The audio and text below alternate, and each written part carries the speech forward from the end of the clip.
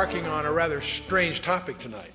We're going to talk about UFOs. Now, this is an area that most people tend to relegate to the demented or incompetent or fringe type people. And yet the entertainment industry, of course, has picked up on this with the a crop circle thing called Signs, which many of you may have seen. And also Steven Spielberg did a mini-series called Taken, focusing on the abductions and so forth. And while these things are interesting entertainment, they are replete, of course, with all kinds of misinformation and legends and half-truths that get mingled with facts so that it's really just entertainment. But one of the things you and I have to face is what is the real reality here? Is this just a bunch of nonsense, a composite of hoaxes and pranks by various people through the years? Or is there something really going on? One of the things we want to explore a little tonight is, are the UFOs real? And if so, where are they from? What's their agenda? Are they friendly or hostile?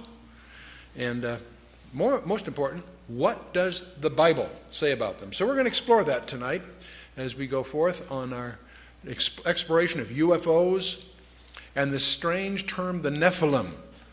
What is that all about? But before we start, since we are dealing with a very, very complicated area, an area where many of us have already formed opinions, let me remind you of there's a principle. According to Edmund Spencer, he articulated this: there's a principle which is a bar against all information. It's proof against all argument. And it's something which cannot fail to keep man in everlasting ignorance. And that principle is condemnation before investigation.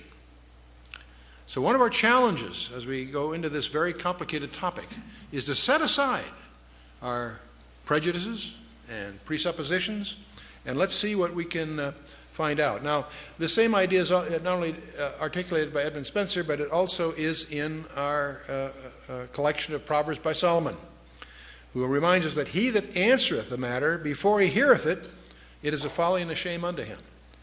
So one of our challenges tonight is sort of set aside what we think we may have heard or what our basic prejudices are, and let's see what we can find out that might be new. Now, many of us, of course, have seen photographs, many of which are hoaxes, contrived, and so forth. There are many of these in the literature. I'm sure you've seen all kinds. The problem is that not all of them are. It may surprise you to learn that there are over 3,000 authenticated photographs in the classified community that are authenticated. So what's really going on here? See, the problem we have in researching this area is there is so much that's uncorroborated. There's a lot of deliberate disinformation, and certainly a lot of data which is unreliable.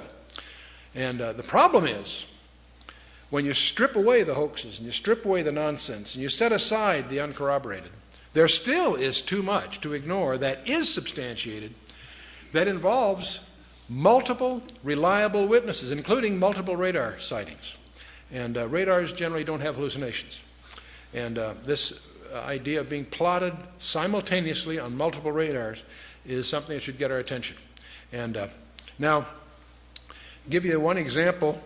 Back on June 18th of 1997, there was a strange vehicle that appeared over Phoenix, Arizona. In fact, went over most of the state at about 30 miles an hour, which is very slow for an airborne vehicle. There were some that said they felt they could have hit it with a ball that seemed that close as it went over. And it created quite a stir. And on March 13th, there were sightings all the way from Casa Grande and Chandler all the way up through the northern part of the state, Prescott and so forth. So it wasn't just a local phenomenon, and it created quite a stir. Now, the governor of Arizona made a big mistake by treating a press conference the following morning lightly, as humor. And it didn't go over very well because people were upset because they were getting stonewalled by the government. Even though there were denials by the Air Force, they saw the fighter jets sortie after them and so on, so it created quite a stir. It wasn't picked up in the national media it was picked up, of course, substantially in the local media, that is in the state of Arizona. And one of the things that's strange about this is that it happened in March of 1997. It didn't show up until June 18th. And what's strange to me is not just the event that happened in March, but there was no word about it in the national media. But then for some reason, no obvious reason, on June 18th, it was on the front page of USA Today. That's where this picture came from. It was on the NBC, CBS, CNN, all the major networks had this brief comment about what happened. What was puzzling about it didn't happen on June 18th, it happened back in March.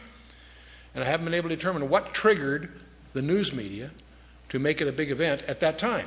It's one thing it does demonstrate is how the news is managed, because all the networks pick it up at the same time for no ostensible reason. But as we talk about these kinds of things, sooner or later, we have to focus on the Roswell incident. And many of you realize that approximately July 4th, a few days following maybe, some object, that's in 1947, some object landed near Roswell, New Mexico. And Sheriff George Wilcox contacted the Roswell Army Airfield regarding wreckage that was discovered on Max Brazel's ranch, or in that area. The Army seals off the area and confiscates everything that was there. And on the 8th of July, Colonel William Blanchard, who was commander of the 509th Bomb Group, that was our primary atomic bomb group in those days, he issued an official press release stating that the wreckage of a crashed disk had been recovered. Now, this press release went out early enough on July 8th to be picked up by 30 newspapers across the country. And so it is. And this is a snapshot of what it looks like. The RAAF captures flying saucer on ranch in Roswell region and so forth. And no details of flying disc are revealed, etc., etc. Except within hours, something very strange happens.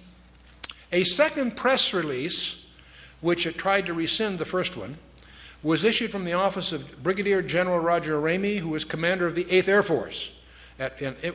He resides at Fort Worth Army Airfield in Texas, which is about 400 miles away from the incident. But within hours, General Ramey issues a countermanding release, and he claimed that Colonel Blanchard and the officers of the 509th at Roswell had made an unbelievably foolish mistake that somehow they incorrectly identified a weather balloon and its radar reflector as the wreckage of a crashed disk.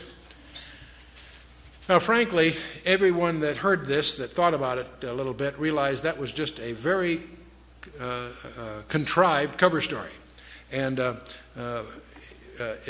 this press release that in effect hit the next day by General Ramey caused, it was in effect a denial, did not explain why they confiscated everything, why the whole subject has been classified to this day.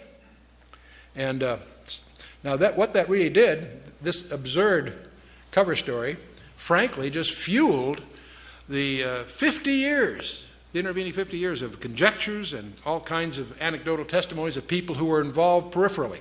All kinds of stories have been echoing throughout this half century that's transpired since July of 1947.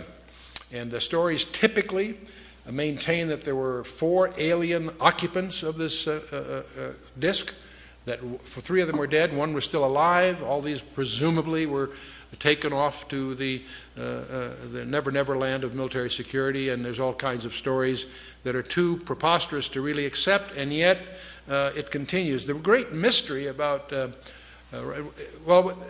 when I travel, one of the most often questions I get is, what really happened at Roswell? Well, we don't really know what happened at Roswell. It's been classified, and we'll talk about that a little bit. We do know something that happened 9 months after the Roswell incident. Al Gore was born.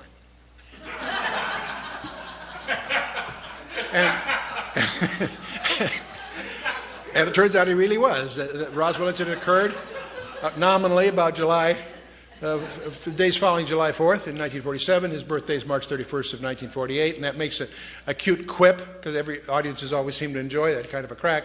And obviously, I'm not being serious, that there's a linkage, really. But in any case, there is one reason I want to dwell on this a little bit, because for 50 years, people have conjectured what really happened there, and the Air Force has contrived one thin cover story after another over the years, each one sillier than the first, each one easily refuted by anyone that does a little homework. So you wonder, why is this thing still classified? Several presidents and half a dozen congressmen have tried to crack the security surrounding Roswell to no avail. What could have happened there that is still to this day regarded as an item of national security? And now, interestingly enough, just in the last few months, there appears that we now have what some people would call the smoking gun. There is some tangible evidence that's finally emerged that there was a crash of some kind, and it did have victims of some sort. You see, when General Ramey at Fort Worth issued that cover story, the press was present, and many pictures were taken. And James Bond Johnson of the Fort Worth Star-Telegram was among them. And on July 8th, he took a photograph, which a number of the photographs happened to show General Ramey clutching a sheaf of papers in his hand that apparently was a communique to Washington, D.C., and he happened to have that in his hand while he was going through this explanation and demonstrating that this really was a weather balloon. They had some props there that they showed and so forth. Well, it turns out that was in July 47. Since 1947, we've made a lot of progress in digital imaging technology. And this sheaf of paper that was photographed was analyzed with a digital photo scanner and enlarged and enhanced the words printed on the folded piece of paper. And then using a program for digital enhancement and analysis, it's now been reported on Associated Press on November 22nd of the year 2002 that David Rudiak was able to identify several key phrases on that sheaf of paper that General Ramey was clutching during that press conference. There's a phrase, the victims of the wreck, and also the phrase, in the disk they will ship. Lots of other words that were hard to, more conjectural is what they said, but the point is, here's a communication in his hand going to Washington that speaks of victims of the wreck and speaks of a disc that they're going to ship, while he's covering the story that Colonel Blanchard was all mixed up. This is just a weather balloon. So finally, the UFO researchers have something tangible to go on, because up till now it's been a spooky thing. Let's shift a little bit from 47 to July 19th through the 26th, about a week. In 1952, I happen to remember this vividly because in June 30th of 1952, I was entering the United States Naval Academy, so I was a plebe, a plebe at Annapolis when this was in the papers and much talked about at the time. It turns out a number of UFOs harassed Washington National Airport, which in those days was the only airport there. We didn't have Dulles, this is before Dulles, and also Andrews Air Force Base, so badly they had to shut down the air traffic. And this went on and off and on for a week. And it was in the papers, because every time the Air Force would alert jets to investigate what these things were, they would disappear. As soon as the jets landed, they came back.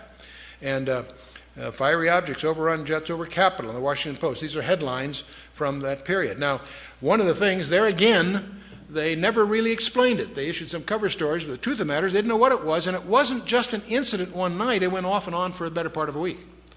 Again, it created a problem just in blocking all the phone traffic, because everybody's calling what's going on and so forth, and so something real was happening, because you're talking here multiple radars. This isn't some impressionable, unprofessional observer. This was the air controllers at Washington National and Andrews Air Force Base, and never explained, at least not to the public. 1993, by the way, there are thousands of these things to select from. I've just picked a few that seem representative. Over in Mexico City in 1993, the population by the thousands were upset and disturbed by what went on. Seoul, South Korea, November 23rd of 1996. CNN and Reuters reported a huge cigar-shaped UFO that was televised for 10 minutes on national television. You know, when we talk about witnesses, there's all kinds of people, many very reliable professionals that have contributed to this background, but the ones that you and I would tend to presume would be the most reputable, most trained, and most competent in this area would be our astronauts. You think they know something about it. Do you realize that 13 of them have gone on record of seeing UFOs while they were doing their missions? Ed Mitchell, Apollo 14, April 1996, and this was on Dateline NBC. He said, NASA is covering up what really happened at Roswell, New Mexico. See, this isn't just the presumption of some journalists or the tabloids at the checkout stands in the market. These are serious people saying that something is being covered up. Astronaut Gordon Cooper has made many talks. On May 15th of 1963, he did the 22-orbit Mercury capsule. He saw a green UFO, which was also at the same time he saw it tracked by the radar in Australia. It corroborated this. And he's testified before the United Nations that UFOs are visiting this planet. And in May 1996, he said, we are being visited by aliens. So he's spoken a lot about this, so much so that some people tend to write him off. James Lovell, Frank Borman, Gemini 7, December 1965. On the second orbit of their 2-week flight, they saw a UFO. Gemini Control presumed it was the stage of their own Titan booster. But they indicated that they had both the booster and the UFO in sight, so that doesn't quite jive. Walter Schirra, these are all familiar names to most of us. Mercury 8, 1968. He was the first guy to use the term Santa Claus to indicate UFOs are near the space capsule. And so this was about December, so everybody thought that this was just a cute quip, but it was a code word. And it was later, in 1979, Maurice Chatelain, the chief of NASA Communications, confirmed that the Santa Claus phrase was a prearranged code word to deal with the UFOs without alarming the public. And Neil Armstrong, Buzz Aldrin, these familiar names to you? Are these guys competent? On Apollo 11, July 21st, 1969, both apparently saw lights in and on a crater, and there are unconfirmed reports that there were other spacecraft there. Some of this is classified, gets classified quickly, so we're treading on dangerous ground. But they have said 2 large objects, we're watching them. And Armstrong is quoted in some reports of a CIA cover-up. Now those reports get squelched, of course, so it's hard to separate what was just urban legend and what really happened. But if you go to Ed White, James McDivitt, James Lovell, Borman, Schirra, Gordon Cooper, these guys have all reported UFOs. Neil Armstrong, Apollo 11, Buzz Aldrin, Apollo 11, Ed Mitchell, Apollo 14, and on it goes. And one of the most interesting ones is John Blaha. He was a veteran of 5 space shuttle missions. He also was a relatively recent resident of the Russian Mir space station. This a few years ago. March 24th of 1989, an amateur radio operator picked up an intercept. Said, Houston, this is Discovery. We still have the alien spacecraft under observation. And very impressive to listen to that soundtrack and hear the familiar voice say these rather strange things. So UFOs, we could go on and on. The main point I'm trying to do at this point, just indicate there are some people that you would consider competent and reliable in multiple names that are reporting these things are real. And I would not attribute all of these to hallucinations or being impressionable or what have you. In fact, if you start looking into this area as an area of research, you'll find it extremely difficult because there are 6,000 professional publications in English alone that deal with this. There are 2,200 foreign publications, 1,350 UFO-related periodicals. And some of these, if you look at the books in the library, there are over 700 books that deal with UFOs just in the period from the 17th century to the Second World War, from 1650 to about 1945. There are over 300 books prior to the 17th century that deal with UFOs in the ancient times. So what on earth is this all about? You know, they've done polls. Do you realize that 57% of Americans, according to the polls, believe in UFOs? That's Doesn't make them real, but it says there's some phenomenology that must be real, even if just perceptions. 15% of Americans believe they have seen a UFO. How many of you in the audience have seen a UFO at one time? Okay, we're not going to take names. I just care. Oh, good, okay. Here's the shocking one. This blew me away when I first ran into it. Somewhere between 1 and 3%, various polls agree, somewhere between 1 and 3% of Americans claim that they have had an abduction experience. That's over 5 million people, or in that neighborhood. Not a few thousand deranged people, not a few, disaffected. This is, we'll talk a little more about this. This is a very, very disturbing phenomenon in the counseling profession. Now, part of the problem of the UFOs is they have some paradoxical behavior. On the one hand, they're seen by multiple competent witnesses. They are plotted on radar, sometimes multiple radars simultaneously.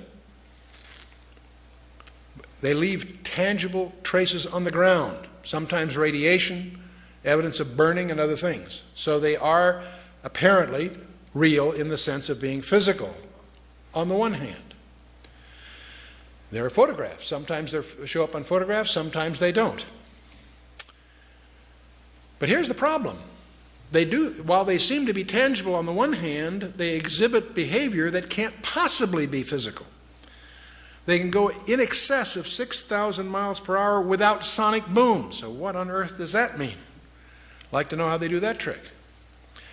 They've been plotted making right-angle turns at over 16,000 miles an hour. That defies the laws of physics.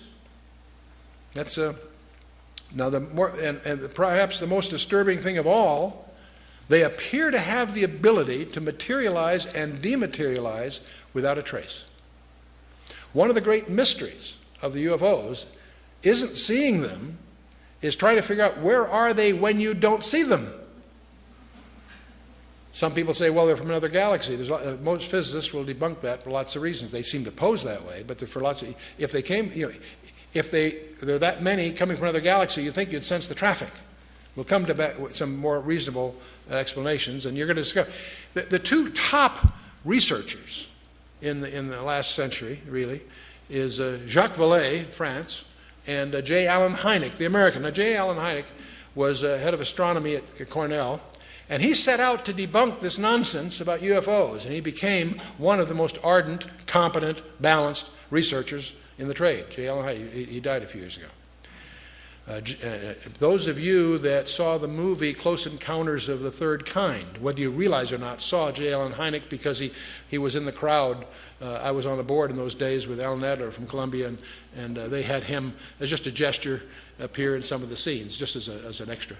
And the lacune of that piece of fiction, of course, was patterned after Jacques Vallée, the Frenchman. Both of these respected researchers came to the conclusion that they're not intergalactic. For lots of physics, there are a lot of physics rebuttals to that conjecture. They both argued that these things are demonic. Their term.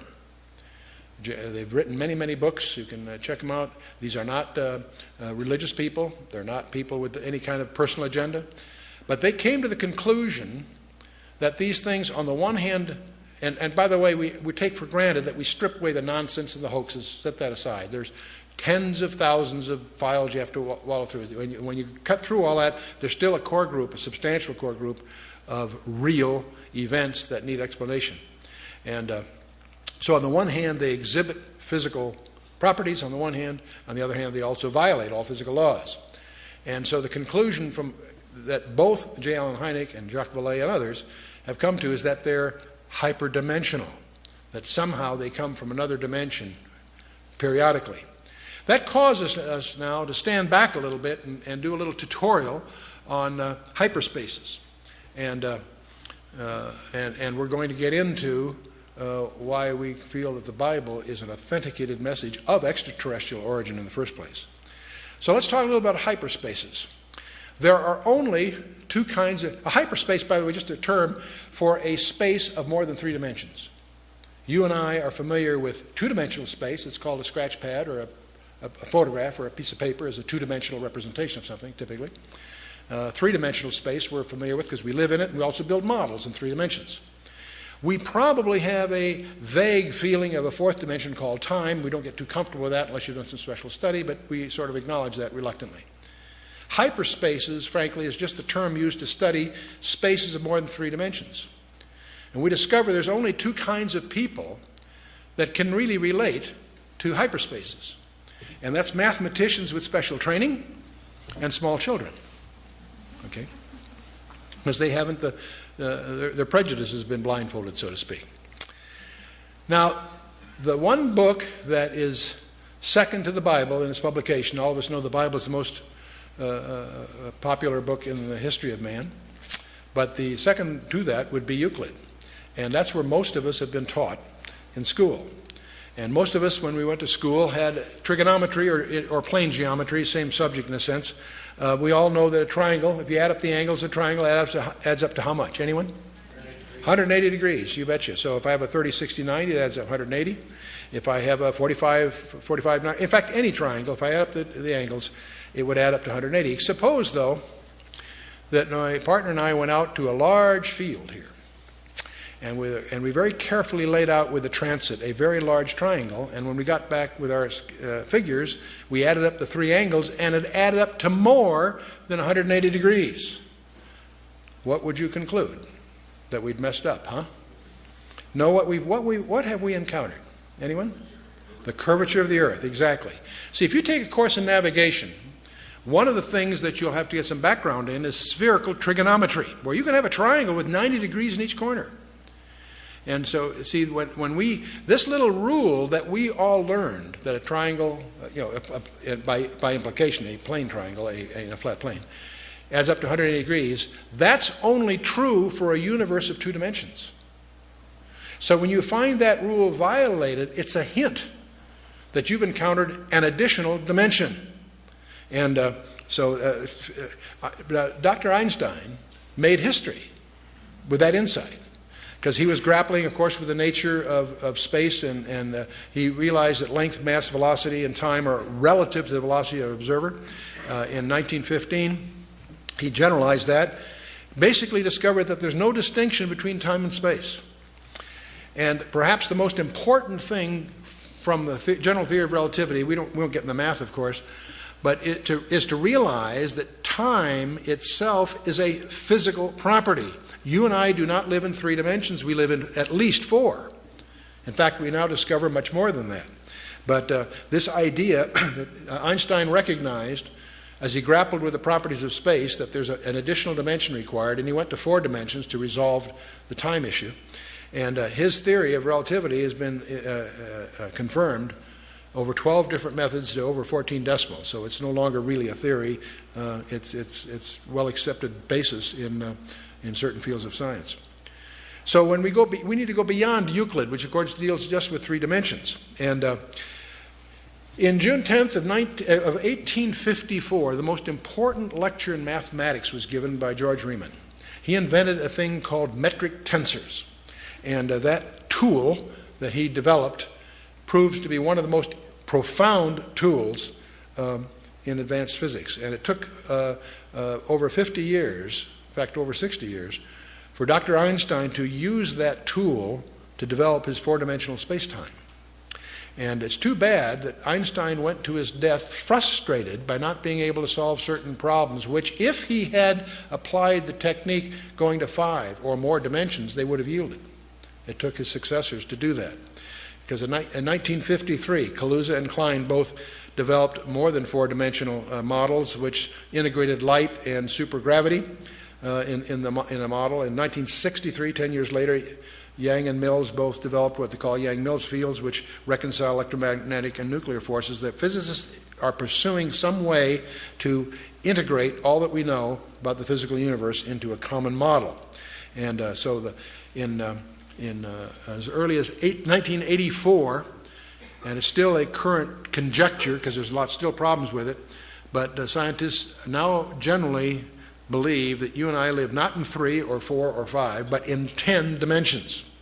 And If you read in this area, you'll encounter superstrings and such, and we have briefing packs on this for those that want to get into it more. The point being, we need to understand that the three dimensions you and I are familiar with are not all there is. There's more. Let's imagine you and I can't move up. It'd be futile for me to try to communicate 4, 5, 6 dimensions to us together without having more mathematical tools.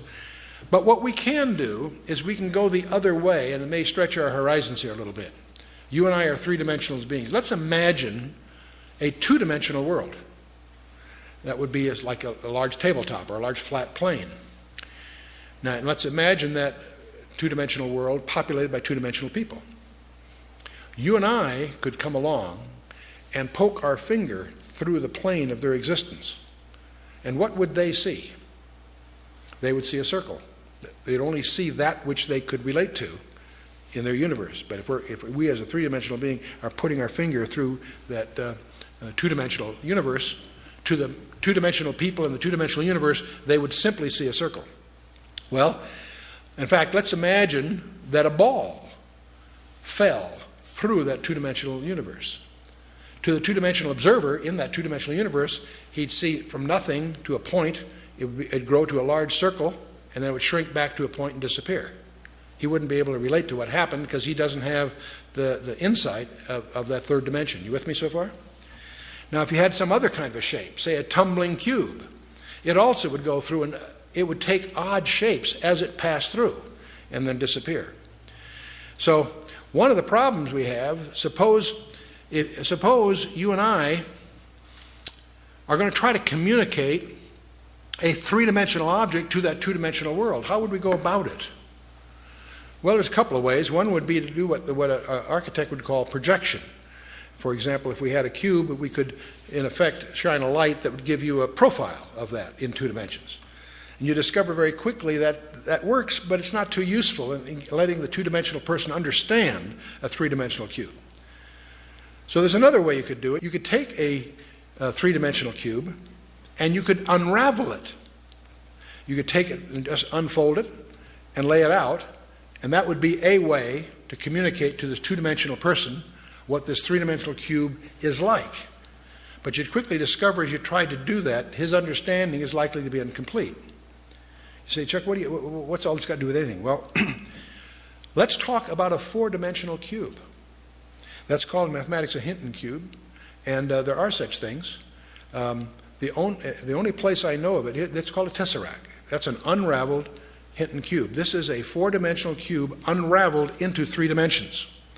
You say, gee, what good is that? There's only one place I know of where this has actually been used constructively.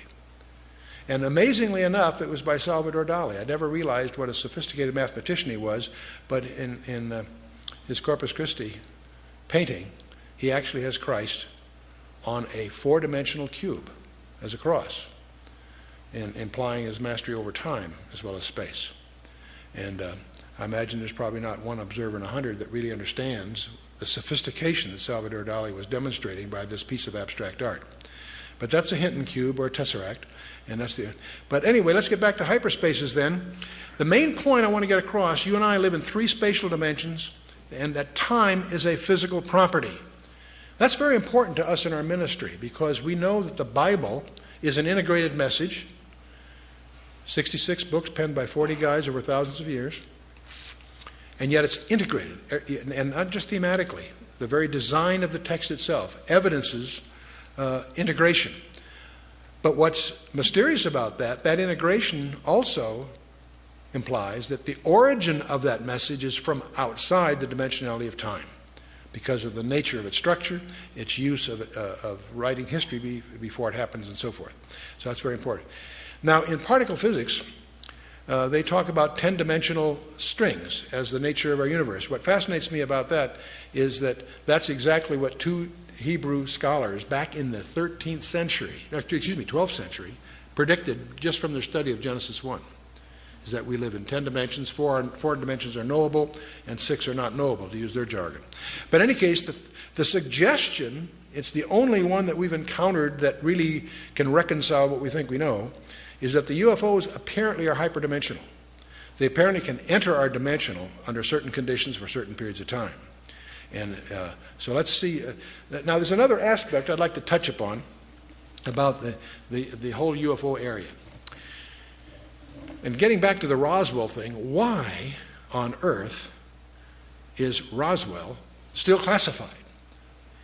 Why can't the American public or the world public be informed about what's really going on? It's all tightly classified. Well, back in 1984, an event occurred that deserves some comment.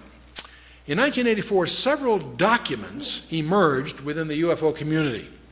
One was a briefing addressed to President-elect Dwight D. Eisenhower by Rear Admiral Roscoe Hillenkotter, and it was dated 18 November 1952.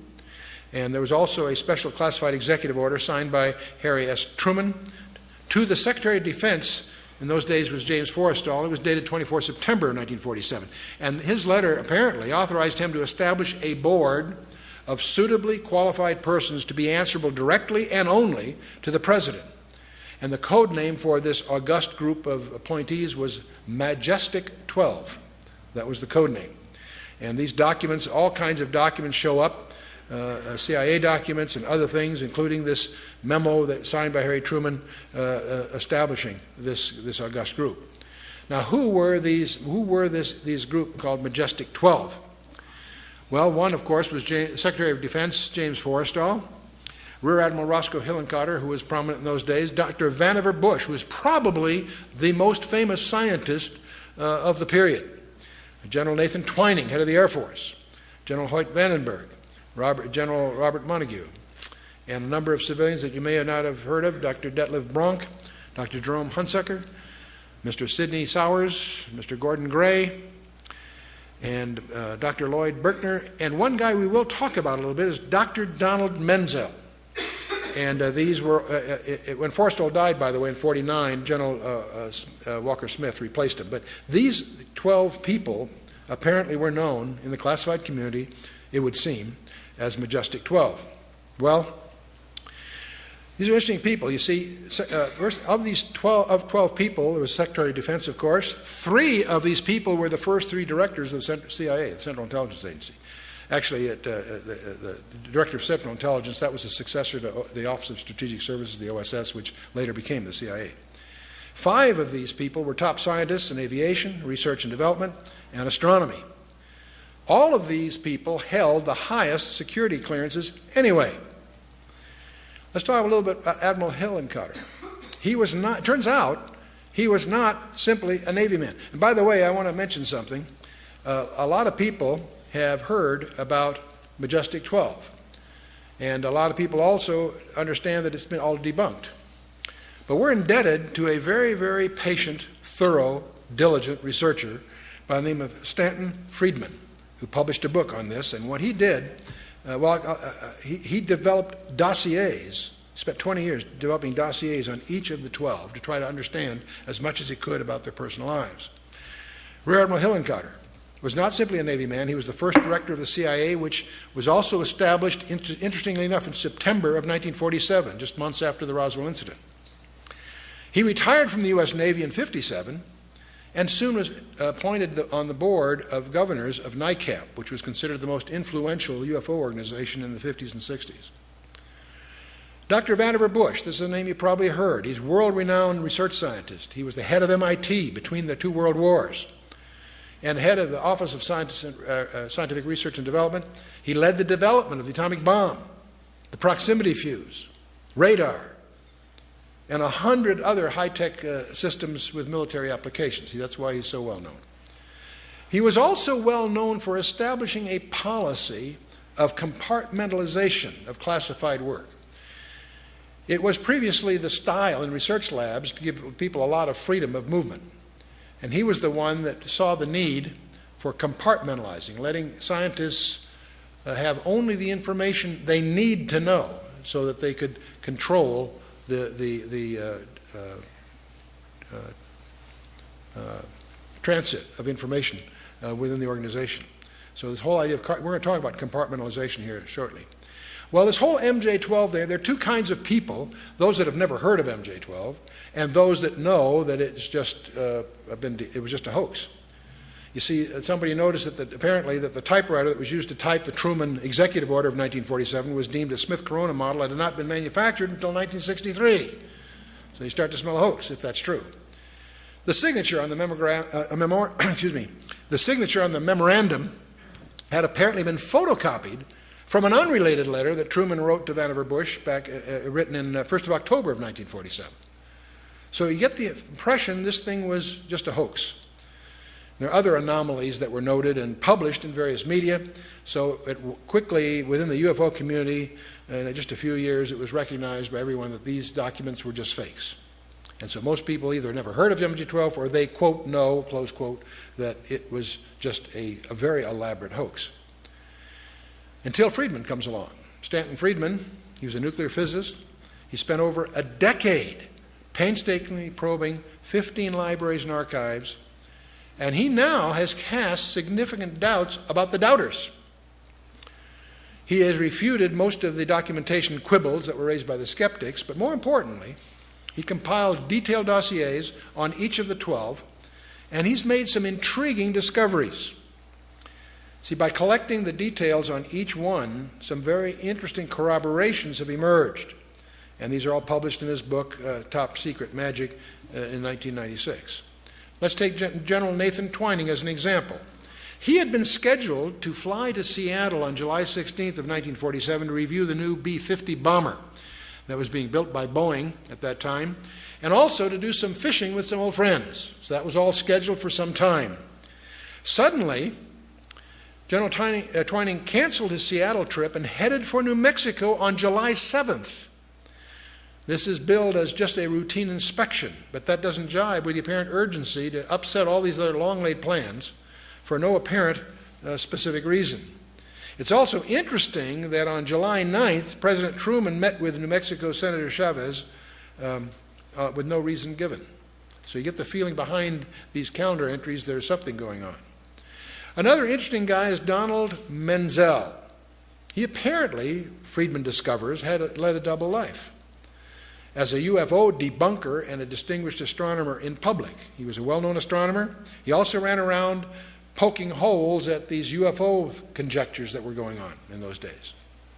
But it turns out he was also a linguist, a cryptographer, and a consultant to the National Security Agency and the Defense Intelligence Agency for more than 30 years, and this was not known in the public. This is something Stanton found out by doing his homework. He held a top-secret ultra-clearance, and none of this was known to the general public. So it's interesting, whoever contrived this hoax had a lot of inside information somehow. Now what's also provocative is Dr. Menzel, he gave some technical explanations disputing some UFO incidents that often were not scientifically defendable, especially for a guy like him who's a competent technologist. So it's strongly suggestive that he had a private agenda of disinformation as part of his job. So at this point, it may be useful to highlight, again, this is a little tutorial, which I'm going to call the anatomy of secrecy. How do you make something secret within the government or military community? Well, the first thing, you can define the content of what's going on as secret or top secret or whatever level is justified by the content of the material. If there's a contract, the content of the work can be classified secret, top secret, what have you. But let's assume you're really serious about making this especially secure. The other thing you can do is called compartmentalization. You can compartmentalize the project. And how do you do that? You make the existence of the contract classified. And these are usually in the intelligence community, and that's why they go by a nickname. They're called black programs from the intelligence side. These are great contracts to get because your competitors don't know they exist. So they're sole source, and they're considered attractive contracts. I have served as chairman of the board of 4 different publicly traded defense contractors. And several of these were companies that had their primary commitments in deeply classified work and obviously included compartmentalized programs. But I have to tell you, I was startled. I spent 30 years in the strategic community, both in the Department of Defense community directly and also, as I say, on boards and of publicly traded defense contractors. And I have to tell you, it was late in that 30-year career that I discovered, much to my amazement, there is another level of security, and that's where you make the existence of the customer classified. And I was in one of those projects, and it was a very, very strange meeting. We had our little company that was publicly traded, but not a large company, was competing for a particular procurement, and the head of that particular division asked me, as chairman of the board and controlling shareholder, and so on, to be present at the meeting, along with our banker. The vice president of First Interstate Bank was there, and as we in this conference room, three guys come in with business cards and give us their business cards, High Technology Research Associates or something like that. But quickly explain that that's just a cover, and we're not surprised. That's what's known as a cutout, a shell corporation that they're using for certain purposes. And they explained to us that we're down to two companies. Ours, which is a smaller company, and another large company. One of the two companies is going to get, this is like on a Wednesday or Thursday, on Monday, one of these companies will be phoned and get the contract. And we're in the running. Okay, that's exciting. But then they explain that they're very embarrassed because we'll get a verbal okay on Monday if we win, but we'll have to start work right away to make the timing, and they won't be able to get paperwork to us for maybe 60 or 90 days. They're embarrassed, but it takes that long to get the kind of paperwork we need. And so the problem is we're going to have to start on a verbal go-ahead before we have paper. And the problem with that is that they looked at our financials, and we weren't that financially strong to undertake that kind of a commitment. And so that's why they wanted a banker there. And so they said, could the bank extend? I think we had a credit line in those days of, I think, $4.5 million. It would take another $1.5 million to make us presentable for this purpose. And so they asked the bank if the bank could increase our credit line for $1.5 million. The banker very naturally said, "You don't tell us who you are, and you won't tell us what it's all about." The answer is no. And so we're at a stalemate because, as it stood, we wouldn't be qualified. And I turned to the vice president of First Interstate Bank. I says, "You people have my personal financials." In those days, I had money. That's before I got in my project with the Russians. But anyway, they took me down. But the point is, in those days, I had a net worth. I says, "You have a net worth. If I guaranteed the incremental loan, would the bank willing to go along with this?" And he said, "I can't." He says he didn't have the authority, but we go downtown. He says they'd probably go along with that. So I turned to the customer. I says, "If I can pull that off in the next 24 hours, would that suffice?" And they said, "Sure." So that's exactly what we did. I went downtown the next morning to First Interstate Bank. We signed some papers, and I guaranteed an incremental $1.5 million on the existing $4.5 million loan on that Thursday or Friday, whatever it was. And that Monday, we did get a phone call, and we won this contract. And that was it turned out to be the electronics for the B-2. And it was 18 months later that whole project got transferred to Northrop. But prior to that, it was in an organization whose existence is classified. And so it startled me to discover that there's a whole procedure. There are cost recovery procedures, there are courts, there's all the necessary infrastructure to make this all work is in place, and it's all highly classified to protect even the existence of the customer. That's the third level, if you will. You follow me? Well, one of the things that I want to, when you start talking about this with that kind of a structure, how do you also really protect something that you're trying to keep secret? And one of the things you can do is have an active disinformation strategy. You not only keep it secret, you publish things to keep people from understanding what it is, discredit it, or whatever else. And we did that, for example, in the Manhattan Project during World War II. The very existence of our atomic bomb project, the so-called Manhattan Project, was hidden under a whole bunch of other cover stories and pseudo-projects. You went through certain doors, there were projects going on that really had nothing to do with anything, they were just a cover to hide what was really going on. Active disinformation. And one of the things I personally suspect is that's exactly what they did with MJ-12. It's very possible that they surface documents that have flaws in them, knowing that after a few months, few years, whatever, the diligence of researchers will discover that that couldn't have been that typewriter, that really isn't Truman's signature, whatever. So everybody knows that MJ-12 is just a big hoax. What a perfect cover. Ask anybody that's in this community about MJ-12, and they'll shrug it off right away. Oh, that's that hoax that surfaced in the 80s. Really? What a perfect cover. And obviously, if I think it's real, I think it's continued. It obviously has gone under new names and so forth. But I suddenly began to realize that the debunking of MJ-12 may be very well, there's a number of reasons I don't want to get into that caused me to suspect that that all was contrived. There have been some others like that, incidentally. So there's a continuing mystery. Why is somebody going to all this trouble to hide, for example, the Roswell stuff from after 56 years, whatever it is, 57 years? 2 presidents, 4 congressmen failed to penetrate the security surrounding the UFO-related issues. That's strange. By the way, a Canadian embassy inquiry was rebuffed in Washington, D.C., with the disclosure that the topic of UFOs enjoys a classification higher than our most secret warheads, the W-88s.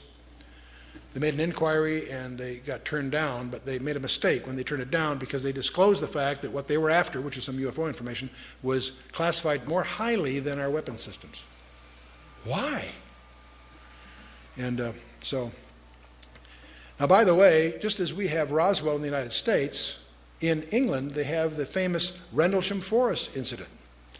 And this is kind of interesting. On December 26th and 27th, the day after and then the next day of Christmas, in 1980, there's a forest that's right next to a U.S. air base and a Royal Air Base at Woodbridge in Suffolk, England. And in that forest, twice, 2 evenings in a row, a UFO landed. And it was seen 2 nights in succession. It was tracked on radar by many of the military sites around there. Many people were involved. They rolled out what they call light-alls. That's like a car-drawn trailer that has bright lights for various outdoor projects. They had that all set up when they landed. It was apparently scheduled somehow.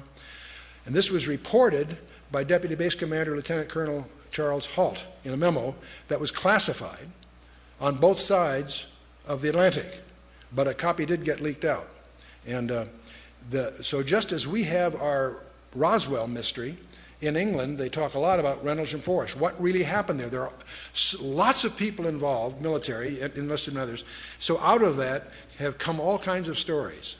Many of them are too afraid to even talk about it. Others that share incidents, and they're very just as they're bizarre tales about Roswell, there's even more bizarre tales about Rendlesham Forest. Well, the good news is the UK government has announced last few months that the Rendlesham file is going to be released. They're moving towards a Freedom of Information Act kind of posture, and apparently the Rendlesham Forest files, which have only been seen by about 20 people up until the release, and we're moving into a day when some of these mysteries are going to be revealed. Now, another thing comes up when you talk about these topics are crop circles, and this might be a good chance for our TV people to change tapes if they want. So why don't let's take a 5-minute stretch break and let them collect themselves, and we'll pick up crop circles and some subsequent things following, okay?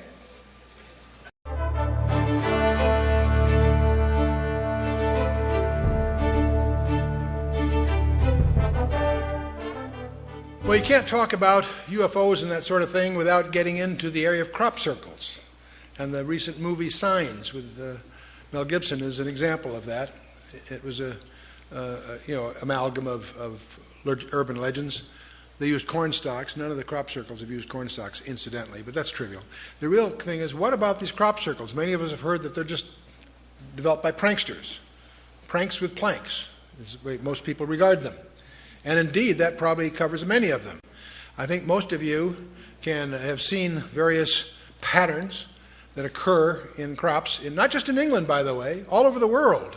They have showed up more and more with increasing. In fact, there are websites that just keep track of the various styles. They are in the thousands, by the way.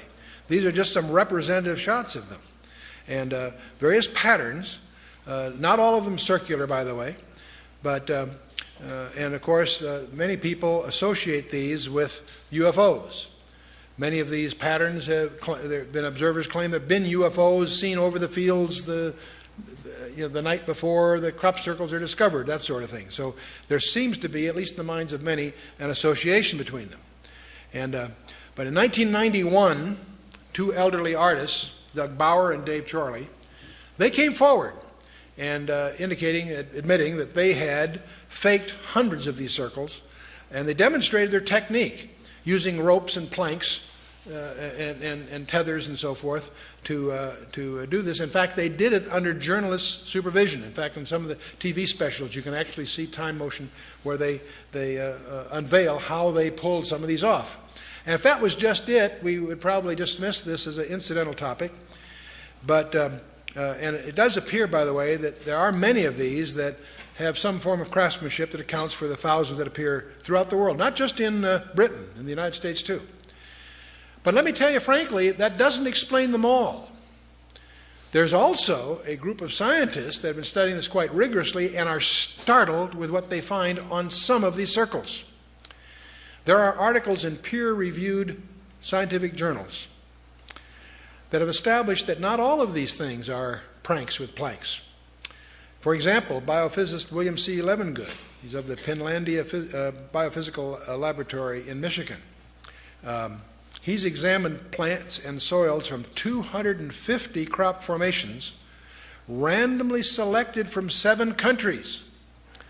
And the samples and the controls of the handling of those samples were provided by the Massachusetts-based BLT research team directed by Nancy Talbot. Levengood, by the way, has published over 50 papers in scientific journals. And he's documented numerous changes in the plants and the formations. For example, most dramatically, they found grossly elongated nodes, or like knuckles, along the stem that are apparently expulsion cavities caused by the heating of the internal moisture from exposure to intense bursts of radiation, the only way they can explain them.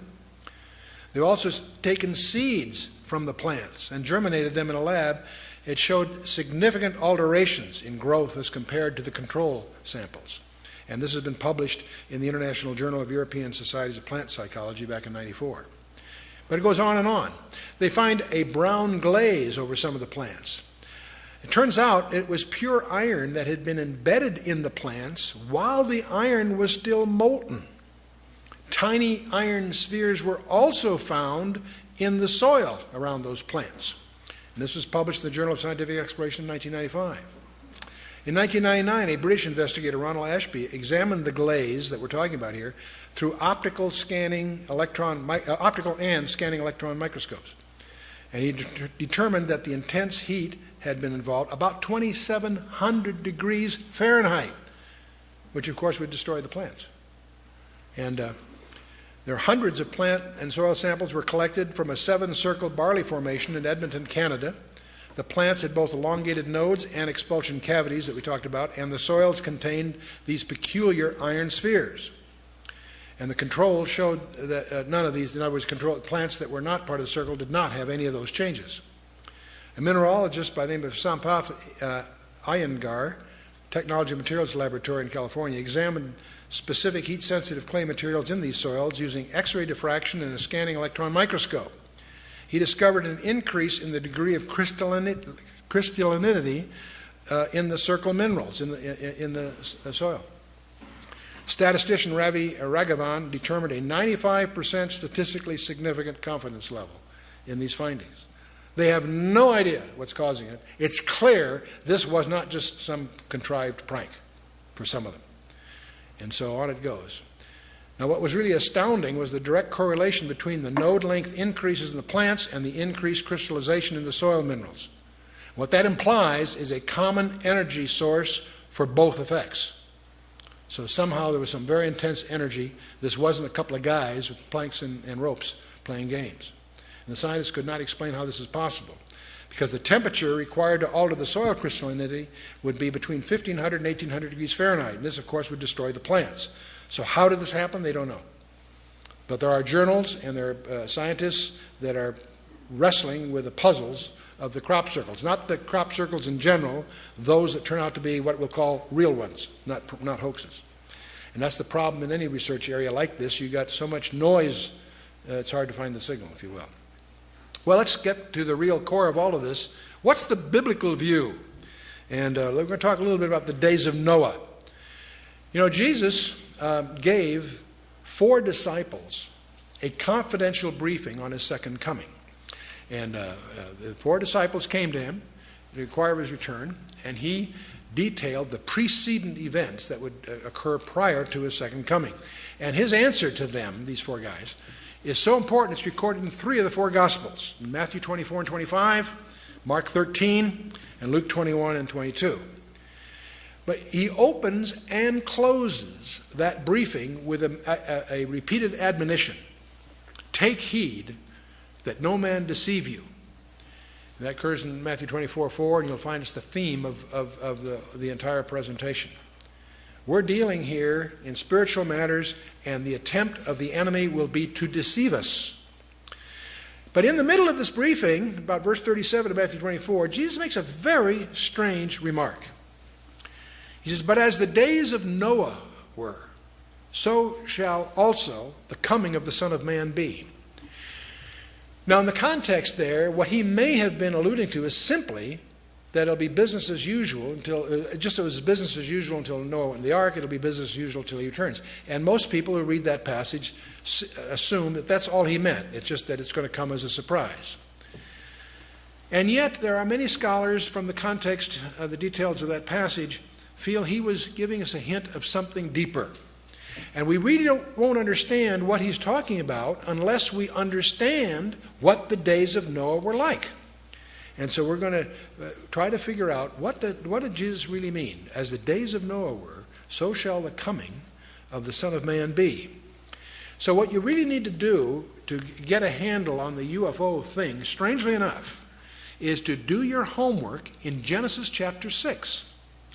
And I want you to notice the first 2 verses, and I want you to pay attention that the first 2 verses are a single sentence.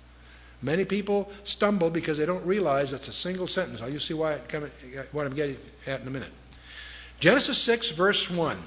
And it came to pass, when men began to multiply on the face of the earth, and daughters were born unto them, that the Benai Elohim, the sons of God, as it's translated, saw the daughters of men, that they were fair, and they took them wives of all which they chose. 1 verse. Now the question is, this strange phrase, sons of God, that can mean anything to us. Let's find out what the text really means, sons of God. What it is in the Hebrew is, remember Hebrew goes from right to left, so if you're watching the slides here, remember all languages go towards Jerusalem. Nations that are east of Jerusalem go from right to left, the language. Nations that are west of Jerusalem go from left to right. So so Hebrew, Aramaic, Arabic, Sanskrit, whatever, they go right to left. Anyway, so if you're reading the Hebrew here, recognize it goes from right to left. Benai Ha Elohim, the sons of the God. Now, sons of God, Benai Ha Elohim is a term that's always used of a direct creation of God. Adam was a direct creation of God. You and I, in the natural, are not. We're sons of Adam. That's our problem. That's what the book of Romans is all about. And but as many as received him, to them gave he the power to become the sons of God. The term has technical meaning in the New Testament as well as the Old. In the Old Testament, this term in the Hebrew, in Job 1:6, Job 2:1, Job 38:7, is always used of angels, because they are a direct creation of God. In the New Testament, also Luke 20:36. Also the book of Enoch. Now, don't misunderstand my use of this as a citation here. The book of Enoch was very popular from about the 2nd century before Christ to the 2nd century after. It is not an inspired book. I wouldn't treat it that way, but it is useful in understanding the vocabulary and the grammar of the time. And clearly in the book of Enoch, this term is used there also to refer to angels, and it deals with it greatly. The Septuagint, this is the translation of the Hebrew scriptures that went from Hebrew to Greek. if you were a Jew living in the time of say, the 2nd century before Christ, the enforced language worldwide, the commercial language, was Greek. Thanks to Alexander the Great and following, that was the common language. If you were a Jew in business anywhere in the world, you had to speak Greek to survive. You may have known Hebrew for religious purposes, but Hebrew was to the Jew in those days what Latin is to a Catholic today, basically a language for religious purposes. So one of the things, if you were Jewish in those days, what you would have liked to have had is a copy of what we call the Old Testament, the Tanakh, in Greek, so you could read it. And because of that, under Ptolemy Philadelphus, he funded the translation of the Hebrew Scriptures into Greek, started about 285 BC, finished about 270 BC, and the result of that work product, he got 70 of the top scholars. The word Septuagint is just 70, fancy word for Greek word for 70. He got the 70 top scholars to do the translation. It took about 15 years. And the result of that we have copies of. And it's known as the Septuagint translation of the Old Testament. And it gives us the benefit of the precision of Greek on some of these issues. So it's a very, very powerful resource for scholars. And the Septuagint also makes it clear that we're dealing here with angels, as we think of them. Now in Genesis 6, it came to pass when men began to multiply on the face of the earth and daughters were born unto them, that sons of God saw the daughters of men, that they were fair, and they took them wives of all whom they chose. The word sons of God, of course, is Benai Ha Elohim, sons of God, direct creation, term for angels. Saw the daughters of men. Now by the way, what that really says in the Hebrew is Banath Adam, daughters of Adam. I mention this because there have been contrived some strange interpretations of this passage that are commonly taught in most seminaries. And it's tragic because there's a view of this passage that has no scriptural support. And we'll talk about that because you'll run into it. Many people think that this is strange stuff, and it is strange. It's even stranger than most people realize. So now when you get down to verse 4 of Genesis 6, it says there were Nephilim in the earth in those days, and also after that, when the sons of God came in unto the daughters of men, and they bare children to them, the same became the mighty men which were of old, men of renown. What this verse seems to indicate is that these Nephilim were offspring of a strange union. The sons of God, these are angels according to the Hebrew precision here. They came in unto the daughters of men. Daughters of Adam, incidentally. This is not just Cain and Seth and any of that. This is these are daughters of men. And they bear children to them. It's those children that are the Nephilim. Now, what on earth is the Nephilim? That word, Nephilim, is a key word. We're going to talk a lot about that. Nephilim means the fallen ones. It comes from the verb nephal, which means to fall, be cast down, to fall away, to desert. That's what a Nephilim is, a deserter, in a sense. What the passage portrays, and it's very difficult for many people to absorb this, it portrays fallen angels. These are not the good guys. Remember when Satan fell, a third of the angels fell with him. Not all of them, but a group of them, apparently, and we'll talk more about this in a minute, chose to try to create a hybrid race by cohabiting. I don't know the technology. I'm not going to get into that. But they apparently were... See, angels can't multiply. Angels are eternal. Reproduction is a process for mortals. But at the same time, Satan's got a problem. A third of the angels fell with him, so he's got a deficiency of 2 to 1 in any war that comes in, right? He's got to find a way to strengthen himself. This is just a conjecture that floats around. Now, the offspring of Nephilim, they're also called the Hagibarim, the mighty ones. And now, where the confusion starts to set in is when this Hebrew passage was translated into the Greek in the Septuagint, the word they used for the Nephilim was gigantes. It sounds like giants, and it turns out they were giants, but that's not what the word means. Gigantes comes from gigas, which means earthborn. So in the Hebrew, they're called the fallen ones. In the Greek, they're called the earthborn. And so let's keep that in mind. The fact that they were giants is like a pun. Yes, they were giants, but that's not what the word means. It carries a different meaning. Let's go on a little further in verse 9 of Genesis 6. It says, these are the generations of Noah. Noah was a just man and perfect in his generations, and Noah walked with God. Terrific verse. We've all read it. But most of us may not pay attention to what that's really saying. These are the generations of Noah. Noah was a just man and perfect in his generations. What does that mean? Well, the word perfect in the Hebrew is tamim. What it means is without blemish, sound, healthful, without spot, unimpaired. What that verse seems to indicate is that Noah's genealogy was unblemished. Now this comes on right after the verses that talk about these strange goings on, where these fallen angels have created some weird form of hybrid, but Noah was unblemished in his generations, and that's one of the reasons that God chose Noah and his 3 sons and their 4 wives to start over again. The purpose of the flood was not just that there was sin in the land. There was, and that's emphasized. But if sin brings the flood, we better get some life jackets. No, there's something far deeper going on. That's what I want to sensitize you for when you do your own study and come to your own conclusions. But I want you to recognize there's something much more profound that God, as a problem that God was solving, and that is that Satan's strategy was to contaminate the human race. Now, by the way, if this view is correct, I'm presenting to you what's sometimes called the angel view of Genesis 6. That is not taught in most seminaries, and I'll come back to that in a minute. But if that view is correct, as I've suggested from the exegesis of the Hebrew in Genesis 6, it will be confirmed in the New Testament, at least twice, and it is. When you get to the book of Jude,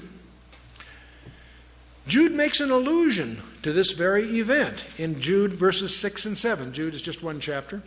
But in verses 6 and 7, Jude writes, and the angels, and by the way, this is in the Greek, so it's not ambiguous, and the angels which kept not their first estate, but left their own habitation, he hath reserved in everlasting chains under darkness unto the judgment of that great day, even as Sodom and Gomorrah, and the cities about them in like manner giving themselves over to fornication and going after strange flesh, are set forth for an example, suffering the vengeance of eternal fire. Jude is talking about judgment on the bad guys. And he mentions among these things, these angels which sinned back in Genesis 6. These angels which kept not their first estate, but left their own habitation, he hath reserved in everlasting chains. These angels that participated in Genesis 6 apparently are chained, awaiting a special judgment. We'll talk. Peter's going to talk about that in a minute. And Jude adds something else here.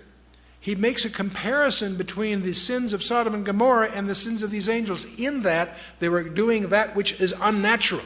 Sodom and Gomorrah, homosexuality. We're all familiar with that. Even as Sodom and Gomorrah and the cities about them in like manner, giving themselves over to fornication and going after strange flesh, are set forth an example, suffering the vengeance of eternal fire. He's using that as an additional exemplar, lumping the angels with him. The angels went after strange flesh, so did Sodom and Gomorrah. They're both reserved for special judgment. You follow me? You can read it and check it out yourself. That's one confirmation. That's in Jude. Let's take a look at, see, they left their own habitation. We're going to come back to that in a minute. And going after strange flesh is the allusion here. Let's turn to 2 Peter chapter 2, verses 4 and 5. 2 Peter, in Peter's second letter, he says, for if God spared not the angels that sinned, but cast them down to Tartarus, it's translated hell in your English Bible, but the Greek word is Tartarus, and it's the only place that word appears in the Bible. I'll come back to that. If God spared not the angels that sinned, but cast them down to Tartarus and delivered them into chains of darkness to be reserved unto judgment, and spared not the old world, but saved Noah, and he goes on. So Peter does a couple of things here. He again alludes to the angels that sinned. They're cast into Tartarus. I'll tell you more about that in a minute. And they're reserved for a final judgment. And spared not the old world, but saved Noah. In other words, he ties that event to the days of Noah. So he not only confirms Genesis 6, but he also links it to the days of Noah. Okay. The word Tartarus deserves some comment. The problem with this word is it doesn't appear anywhere else in the Bible, but it does appear in Greek literature. It's the Greek term for the dark abode of woe. It is the pit of darkness in the unseen world. It shows up, for example, in Homer's Iliad, where Tartarus is as far below Hades as the earth is below heaven. So where's Tartarus? I don't know, and I don't want to find out. So Tartarus was a term for a deep, special, it was regarded as far below Hades as the earth is below heaven. So it's where these angels are chained until the final thing. Now, if you study classic Greek mythology, you run into the Titans. These creatures in the legends and the myths were partly terrestrial and partly celestial. They rebelled against their father Uranus, and after a prolonged contest were defeated by Zeus and condemned where? Into Tartarus. Do you see a parallel brewing here? I'm going to suggest to you that the legends of the ancient Greeks embody the truth of what really happened in the past, that there were these strange creatures generating hybrids that the Greek called Titans. And we see Zeus in many forms. We see Atlas and Hercules. Atlas and Hercules from Greek mythology were what would be called in the Hebrew Nephilim, offspring of an intermarriage between a god and a woman. And so now these legends we obviously see in the Sumer culture, in Assyria, in Egypt. I'll show you a few things. In the Incas, the Mayan, the Epic of Gilgamesh, in the Persian mythology, and certainly in the Greek mythology, which most of us as products of Western civilization are familiar with. Also in India, Bolivia, South Sea Islands. Every one of these cultures, and the American Indians, every one of these cultures have legends of the star people. These people that came, these gods or demigods, whatever, came and cohabited with women and produced hybrids. I discover from some apparent experts in the American Indian culture that this business of holding a hand up saying how, that's Hollywood. But what apparently was the practice when they met a stranger was to hold up the hand so they could count fingers. They had a terror of the six-fingered people. And if you go to the ruins at Chaca, New Mexico, they have one of the exhibits there that you want to take a look at, that were famous pictographs. And among those pictographs you'll find the fearsome six-fingered hand as part of that. I came across something else that's kind of, the Pawnee Indians have an account that you remember Buffalo Bill, real name was William Cody. He wrote his autobiography in 1920, very colorful guy. You can get his book, it's popular. But there's an interesting quote in his book by Buffalo Bill, Bill Cody, published in 1920. He says, while we were in the Sandhills scouting the Niobrara country, the Pawnee Indians brought into camp some very large bones, one of which the surgeon of the expedition pronounced to be the thigh bone of a human being. The Indians said the bones were those of a race of people who long ago had lived in that country. They said these people were 3 times the size of a man of the present day. And they were so swift and strong that they could run by the side of a buffalo and taking the animal in one arm could tear off a leg and eat it as they ran. I don't know what to make of that. It's in his autobiography. It's published in 1920. I don't think he was worried about UFOs and stuff, but it is a interesting allusion to the Indian legends. In the early country, Ashur, they always speak of the flying god of Ashur. And this diagram you see in many, many of the ancient monuments of a man with a bow, like Nimrod perhaps, and the wings. And you see this on the monuments. Here's an example of them. As you go through Egypt, this is a snapshot in one of the tombs of, I think it's Ramesses II, but you see in all of them. You'll notice on the headers of these passages, again you see a flying disc again and again and again as you go through Egypt. You look at the headers on many of these monuments. You look up there and you always see the flying disc, sometimes with a snake involved. And you see it again and again and again. Sometimes you see a person involved with these, and you even find the disc being transported from place to place. So this seems to be something more than simply a symbol of some icon that they're worshiping. Well, you say, gee, Chuck, this angel view is kind of strange. I hadn't heard of that before. You know, when our book was published, I got telephone calls from top executives of some of the Christian publishers that were angry, not at me, at their seminary background, because many of them are graduates of seminaries, and they were never taught the angel view. And that's disturbing. You may not agree with it, but it still should be taught as one of the alternative views. What most people have taught, you'll find it in many Bible handbook stuff, the so-called lines of Seth view. The idea that we're the sons of God really refers to the line of Seth, the leadership of the line of Seth. And the daughters of Adam really means the daughters of Cain, not Seth. And the sin that is dominant there is their failure to maintain separation, is the concept. Now, it doesn't explain how the offspring of these unions resulted in these strange creatures. You know, if you have a believer and unbeliever married, they may have monsters, but they're not monstrous. Okay. This whole view of the so-called lines of Seth emerged in the 5th century in the early church. Celsus and Julian the Apostate used the traditional belief. See, this belief that I've shown you was taught by the ancient rabbis in the Old Testament period, and also taught by the early church up through the 5th century.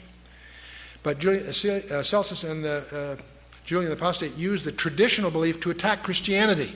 They made fun of these people who thought angels and so forth. They attacked it. Julius Africanus resorted to this Sethite idea as a more comfortable ground.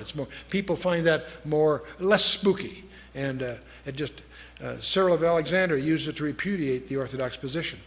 Augustine comes along, who was a profound influence, and he did many, many great things. He dealt with a number of heresies, but he embraced the Sethite series, and that, of course, made it orthodox.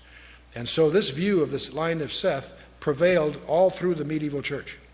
It isn't until you go back to the text and do your homework that you begin to realize that the line of Seth has absolutely no scriptural support. The text itself, the sons of God, is never used of believers in the Old Testament. That's contrived. Seth was not God. Cain was not Adam. The sons of God are not the sons of Seth. And the daughters of Adam were not just the daughters of Cain. They're both. That if you recognize the first two verses are one sentence, a lot of that becomes very obvious. And if there's daughters of men, where are the daughters of Elohim? If there's sons of Elohim, where's the daughters of Elohim? See, you sort of wonder, what? There's no mention of that. The grammatical antithesis is ignored, and I won't get into that here. But this idea of maintaining separation doesn't occur until chapter 11 of Genesis, not 6. It's 5 chapters later. We have the Babel and all of that. The separation is imposed upon Isaac and his following, not on Ishmael or the others. It was Isaac and Jacob that were told to keep themselves separate. And that was not imposed on Seth and Cain. That's all contrived. In fact, Genesis 6 verse 12 says, all flesh was corrupted. So the idea that lines of Seth were the good guys and the line of Cain was the bad guys is contrived. That's not what it's all about. See, the inferred godliness of Seth is contrived. Why was only Enoch and Noah's 8 spared? Were they only good guys? No, it's God's grace, of course. They took wives that they chose. It implies some forcing functions here. And if that's all, if Seth were such good guys, why did they perish in the flood? It doesn't compute. And Enosh, it was incidentally Enosh's, Seth's son, that initiated the defiance of God. Most people don't realize that because of mistranslation. Genesis 4:26 should read, then men began to profane, not call upon, profane the name of the Lord. So renders the Targum of Onkelos, the Targum of Jonathan, the major Hebrew rabbis, Rashi, Maimonides, and the rest, and of course Jerome. So the daughters of Cain, this is not a subset of the daughters of Adam. There's no basis for that. And the Cainites were not necessarily godless. You know, I always wondered in Genesis 4 why we have the genealogy of Cain. Because they're going to all perish in the flood. Why does the Scripture give us the genealogy? Well, there may be other reasons, but one reason is if you read the names, you'll find the name of God in them. You get the impression that Cain messed up, killed his brother, yes, but he raised his kids and grandchildren to worship God. He was a godly guy, and the names reveal that. So the idea that the descendants of Cain were bad guys is a contrivance of modern scholarship. And why are they just daughters of Cain? Were the daughters of Seth so unattractive? What's the deal here? So that's, of course... And of course, the death knell to this theory is that the unnatural offspring. What were the Nephilim then? See, they were supernatural offspring, the mighty men, the Gebarim. Does that mean only X chromosomes among the Sethites? There are no women of renown recorded. And what really made Noah's genealogy so distinctive? It wasn't contaminated by these goings on. And as I pointed out, we have these New Testament confirmations. We looked at several of them, and I won't get into that here. The angel view was the traditional rabbinical view in the Old Testament. The book of Enoch is just an example of their belief system, emphasizes that. The testimony of the 12 patriarchs, these are not inspired books, but they do reflect the thinking of the times. Josephus clearly understood this. The Septuagint clearly spells it out. The church fathers in the first few centuries, Philo, Justin Martyr, Irenaeus, and the rest of them, all taught this. Modern scholarship, Pember, DeHaan, McIntosh, Dillich, Gaebelin, Arthur Pink, Donald Barnhouse, who I respect highly, Henry Morris, Merrill Unger, Arnold Fruchtenbaum, terrific scholar, Hal Lindsey, Chuck Smith, others. Modern scholarship recognizes the angel view. The Sethite view is the text itself destroys it. The inferred separation is nonsense. The inferred godliness is contrived. The inferred Canaanite substitute of the Adamites is contrived. All this is contrived. The unnatural offspring implied is the death knell to the view, in my opinion. Of course, the New Testament, Jude and 2 Peter nail it. But there's another issue as I got into this, not just for this study. It's important for us to understand that the Nephilim were not confined before the flood. We don't know how they came about, but they were Nephilim after the flood. When Moses sends in the 12 tribes, in Numbers 13, verse 33, they encountered the Nephilim in the land. Who built the pyramids? That's another ancillary question here. Who built the pyramids? The Great Pyramid of Giza, the Stonehenge in Britain, and the circle of the Rephaim in the Golan. And they're up in the Golan Heights. There's an unexplored monument we discovered up there that is called the Gilgal Rephaim. Who are the Rephaim? And the circle of Rephaim is 5 circles, 20-ton stones, about 155 meters in diameter, dated to about 3000 BC. It's built on a flat plateau. And by the way, you can only detect its architecture from above, strangely, and so forth. There's some others, too, that are, if you fly over that area, you see the hints of others. These have never been explored. And the point I want to get across, it startled me to realize that this is not simply a study in Old Testament ancient history. It is essential to understand, if you're going to understand your Bible, understand prophecy. You need to understand there were Nephilim after the flood. In Genesis 4, it says there were Nephilim in those days, and also after that. It even hints at it right there. In Genesis 14 and 15, we discover there are 4 tribes at least, the Rephaim, the Emim, the Harim, and the Zamzumim, that Joshua was instructed to wipe out every man, woman, and child. Boy, that sounds like genocide. It was, because we had the same thing, not a flood this time, it was a local situation. And Arba, Anak, and his 7 sons, the Anakim, are talked about not just in the Bible, but also in Egypt, by the way. They were encountered in Canaan, Numbers 13:33, when the 12 spies went. When they came back, Joshua and Caleb had the good report. The other 10 guys said, hey, there's Nephilim in the land. That's the word they used. They were giants. We are like grasshoppers in their sight. That's not an exaggeration. They had reason to be terrified. Obviously, Joshua and Caleb had faith in God. God's on our side, let's go. And it's easy to disparage the other 10 guys. You need to understand they had, on the one hand, some reason to be cautious. In Deuteronomy 3 and Joshua 12, we encounter Og, the king of Bashan. He's the king of the giants, the Rephaim. Goliath, remember, he had 4 brothers. That's why David picked up 5 stones when he crossed the brook. Why? He was ready for all 5 of those guys. See, one of the things, you can go through the whole Bible and study the Bible in terms of Satan's strategy to try to thwart the plan of God. And when God indicates that his redemptive plan is going to come from the seed of the woman, he starts attacking Adam's line in Genesis 6 with the Rephaim, with the Nephilim. And that's God's response, of course, to the flood. Genesis 12, when God calls Abraham. Now Abraham is singled out. As God refines the visibility more precisely of how his plan is going to work, it allows Satan to focus his attack. When Abraham's called, Abraham gets singled out for Satan's mischief. The famine in Genesis 50, the destruction of the male line in Exodus 1, Satan's attempt to thwart. Even when they get out, Pharaoh's pursuit in the Exodus. It was. Now, when God calls Abraham, he tells Abraham in Genesis 15 and 17, that he's going to leave there, and 4 centuries later his descendants will come. Well, that lets Satan know he's got 4 centuries to lay down a minefield. And that's what we're dealing with here in the Rephaim in the land. And when God calls David in 2 Samuel 7, allows Satan to focus on David. And the attacks on David's line. Joram kills his brothers in 2 Chronicles 21. The Arabians slew everyone but one, Azariah. Athaliah kills all but Joash in 2 Chronicles 22. Every time there's an attempt to wipe out all the royal line, some servant hides a baby, whatever, there's always, it slips through. And Hezekiah, Isaiah 36 and 38, another example. When you get to the Persian period, here's Haman trying to wipe out all the Jews. And that's Satan's strategy to try to thwart the plan of God. And had it not been for Mordecai and Esther, it would seem he might have succeeded. And New Testament strategies. Remember Joseph's fear when he found out Mary was pregnant. He was going to put her away privately. God says, no, don't do that. That's part of my program.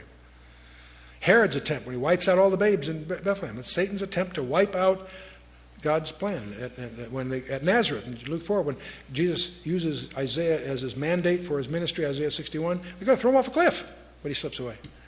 In Mark 4 and Luke 8, there are storms at sea, and I think they're both supernatural ones. That's why Jesus rebuked the sea and so on. And of course, the ultimate thwart was the cross. The cross. And this is all summarized in Revelation chapter 12. You can study it there carefully. But the main point of all of this is that Satan is not finished yet. And that may be what the UFOs are a preamble to. By the way, what does the Golan Heights, Hebron, and the Gaza Strip have in common? They're in the news day all the time, right? These are the areas that Joshua failed to exterminate the Rephaim. The word Rephaim means the dead, the walking dead. Isaiah 26:14 says they cannot be resurrected. These are strange creatures. And it's interesting, if you study the strongholds that they failed to defeat, you'll notice that those same regions are the territories, the so-called West Bank, that are in dispute today. I think that's fascinating. Not Joshua, but his descendants failed to deal with these issues, and they plague them to this very day. The Golan was called Bashan, and it's just when Jesus is hanging on the cross in Psalm 22, verse 12, he says a strange thing. He says, "Many bulls have compassed me, strong bulls of Bashan have beset me round." I have no idea what that means, but I suspect he's not talking about cattle. I think he's talking about some kind of demon oppression that's involved. I think it's an allusion to the Rephaim. Let's talk a little bit about the nature of angels, because that's really at the root of this problem. You notice we learn a lot about angels by looking at the Bible. They always appear in human form. They look human. In fact, many people entertain them unawares, we find out. Sodom and Gomorrah, the homosexuals were after them. That tells you something. I don't want to be too graphic here. And at the resurrection and at the ascension, there's always a pair of angels. And they're like men. They look like men standing there. They spoke. They took men by the hand. They ate meals with them. They're capable of direct physical combat. The Passover in Egypt was by a death angel. In the book of 2 Kings, slaughter of the 185,000 Syrians. One angel after night slaughters 185,000 Syrians. You don't mess around with angels. Now, and they don't marry in heaven. Now that's a phrase. By the way, I'm making a contrast here. With the demons of the New Testament are not like this. They apparently are powerless except to the extent they can embody some person. They're not like angels. Don't distinguish between fallen angels, the bad guys, and the demons. The demons apparently are disembodied spirits looking for embodiment. The angels don't have that problem. They apparently can materialize. All the way through the scripture we see them that way. We do know they don't marry. Because the question everybody has is, can angels have sex? The scripture says no. No, it doesn't say that. Jesus says, for in the resurrection they neither marry nor are given in marriage, but are as the angels of God. He's talking about that in a resurrection bodies we don't have sex because we're immortal. There is no procreation. There is no reproduction issue. And angels, he's talking here about the angels of God in heaven. I would not speculate on the technologies available to an angel who falls. And that's what we're really dealing with here. Now, there's a strange word that gets overlooked by the scholars in general, and I've participated in some translation issues on this very issue. There's a word called okaterion, and it refers to the body as the dwelling place for the spirit. It only occurs twice in the Scripture, and it's very interesting where it does. It occurs in Jude 6, and it's the word that describes what the fallen angels disrobed from. And in 2 Corinthians 5:2, it speaks of, it alludes to the heavenly body that you and I as believers aspire to be clothed in. Same word, okaterion. I think it's a technical term that's overlooked by the scholars. In Jude 6 and 7, it says, when the angels which kept not their first estate left their own habitation, that word habitation is okaterion. They disrobed from the body that they were given to indulge in this mischief in Genesis 6. The angels which kept not their first estate, but left their own habitation, he hath reserved in everlasting chains under darkness in the judgment of that great day. Even as Sodom and Gomorrah and so on. We went through that before. The word is okaterion. In 2 Corinthians 5, 1 and 2, Paul tells the Corinthians, for we know that if our earthly house of this tabernacle were dissolved, we have a building of God, a house not made with hands, eternal in the heavens. And for this we groan, earnestly desiring to be clothed upon with our house which is from heaven. The word translated house is okaterion. That which those angels abandoned is what we aspire to, that kind of a habit, if you will. Okaterion again. Anyway, let's talk about something else we talked about earlier and mentioned earlier we should get into. Alien abductions. You know, the disturbing thing is there's continuing a deluge of cases being reported that are too weird, too bizarre to take seriously on the one hand, but they're too frequent and too consistent to ignore. And estimates of 1 to 3% of our population have been reported in the professional journals. All the strange episodes seem to involve the implanting or the harvesting of human fetuses as a primary topic. It seems that if these creatures are real, they're very preoccupied with the human reproductive process. And that causes us to wonder, could this be leading to a repetition of the strange events of Genesis 6? Is it possible that this is the hint that is included in Jesus' remark, as the days of Noah were, so shall the days of the coming of the Son of Man be.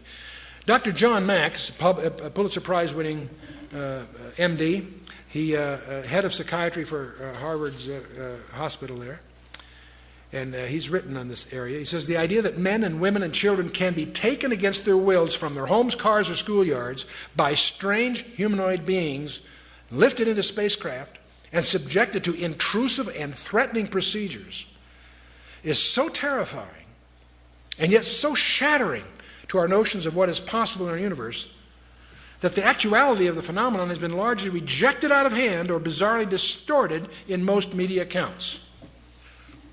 This is altogether understandable given the disturbing nature of UFO abductions and our prevailing notions about reality. The fact remains, however, that for 30 years and possibly longer, thousands of individuals who seem to be sincere and of sound mind and who are seeking no personal benefit from their stories have been providing to those who will listen consistent reports of precisely such events. By the way, John Mack has personally dealt with 76 cases himself. He's profiled others. These are people above average intelligence with no prior psychiatric history that clearly are subject to some kind of trauma. And there was a conference on this abduction phenomenon at MIT. And John Mack was one of the co-chairmen of that conference. And he says, if what these abductees are saying is happening to them isn't happening, what is? He's saying, what's really going on here? Here's Mack's challenge to the professionals that were there assembled. The high degree of consistency of the stories, the absence of any prior psychiatric illness, the physical changes and lesions. Some of these people have scars from the procedures, and I've encountered one myself on that. Independently witnessed by others while the abductions are taking place. There's not many, but there are a few. The involvement of small children is disturbing. Not likely they could be conditioned by, Well, let's move on. The coming to cosmic deception, what's the biggest lie of all? It's interesting. This all started back in Genesis 3, When God declared war on Satan, he says, I will put enmity between thee and the woman, and between thy seed and her seed, and he shall bruise thy head, and thou shalt bruise his heel. And from this verse we get one of the messianic titles of Christ, the seed of the woman, what many people overlook. There's two seeds mentioned here. The other seed is the seed of the serpent. And so we have the seed of the woman and the seed of the serpent. And the seed of the serpent, we find all kinds of idioms, the red dragon in Revelation 12, the coming world leader, as I sometimes call him, the false prophet in Revelation 13. These forces are still at work and behind the world powers today. Check out Daniel 10 and really understand what's going on there. All of us have studied Daniel 2 and the sequence of nations, or empires I should say, that were re-echoed in Daniel 7, the winged lion, bear on one side, the leopard, the terrible beast, the 10 heads. Again, Babylon, Persia, Greece, Rome 1 and 2. We've been through that in our prophetic studies, and most people recognize the iron mixed with clay is the Roman Empire. Don't confuse that with Western Europe. The Roman Empire, part 1 and part 2. Well, we live in a world, what's going on in this world? There's a new world order. A world without borders is the concept. The end of the independent nation state. Multiculturalism is in. Check your faith at the door. We're going to all compromise. And this is all heading for a centralized socialistic government. And there are a couple of forcing functions. Every freedom-loving person considers this an anathema, except the problem is there's no way to avoid it. Nuclear proliferation is part of it. We're on the threshold right now of nuclear war because of this very issue. But there's another forcing function that nobody talks about.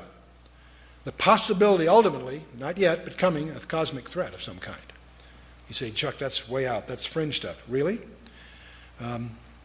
Let's talk about the miry clay. You know, in Daniel's famous vision of the multi-metal image, the last phase was, of course, the iron mixed with clay, the 10 toes. What is miry clay?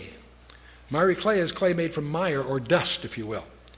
And everybody talks about the clay in the 10 toes of Daniel's imagery.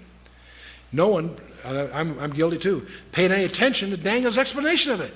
In Daniel chapter 2, verse 43, he's explaining the whole thing. He's interpreting the vision for you. When he gets to this, in verse 43, he says, whereas thou sawest the iron mixed with miry clay, they shall mingle themselves with the seed of men, but they shall not cleave to one another, and so on. You know, that phrase, I read that 100 times over the last 30 years and didn't hit me until this in-depth study. The miry clay refers to a they. It's a personal pronoun. They shall mingle themselves with the seed of men. In order to mingle themselves with the seed of men, they have to be something other than the seed of men, or it makes no grammatical or logical sense. So the they that are going to do the mingling are not the seed of men.